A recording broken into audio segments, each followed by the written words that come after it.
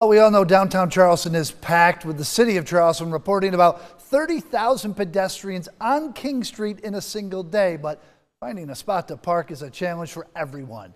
News 2's Christina Lobo spoke with an employee of a small business about how the cost to pay to park on the peninsula is also costing them customers.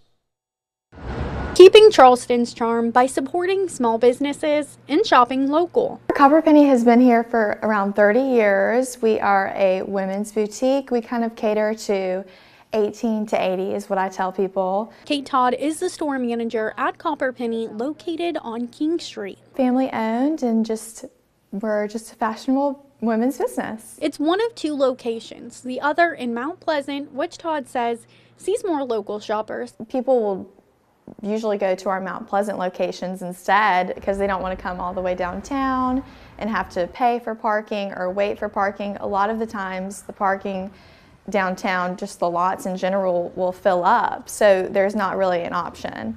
So that makes it hard for local customers to shop. Morgan Hill works with small businesses by helping them create content, often working on the peninsula. When I decide to go downtown, it's for a reason. It's for a purpose. You got to leave real early, earlier than you probably would, to go somewhere in Mount Pleasant where parking's a lot easier. And it just adds a lot more stress to the schedule, I guess. Trying to get downtown and get things done. It's just kind of a burden at the end of the day. Born and raised in Charleston, Hill says she's always loved walking around King Street and window shopping. Gone are those days. If I do that, that you're going to pay $20 in parking just to go walk around. The price of parking adding up, not only impacting customers, but employees as well. If I was working downtown every day and had to pay for parking, you got to budget that out of your paycheck. That's affecting the cost of living for you. But the city doesn't charge its locals and tourists every day. One of my favorite things is Second Sunday. I love being able to go downtown, and King Street shut down.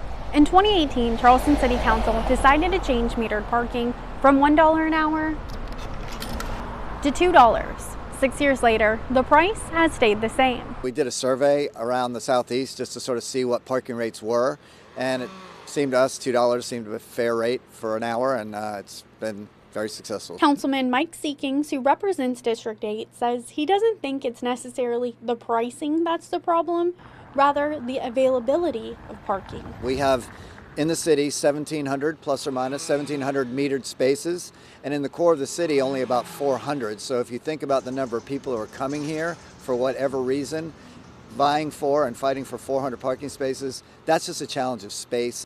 For anyone who's downtown or coming downtown, Seekings suggests taking a car to bus, riding a bike, or walking if you're able to.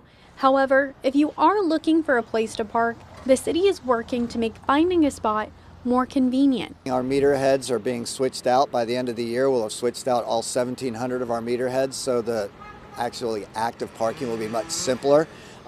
Ultimately, I think you're going to see QR code and license plate recognition software will be the standard, but for now the new meter heads are much more user-friendly. As for reducing the cost to park, no plans to adjust anytime in the near future. In downtown Charleston, Christina Lobo, Count on 2.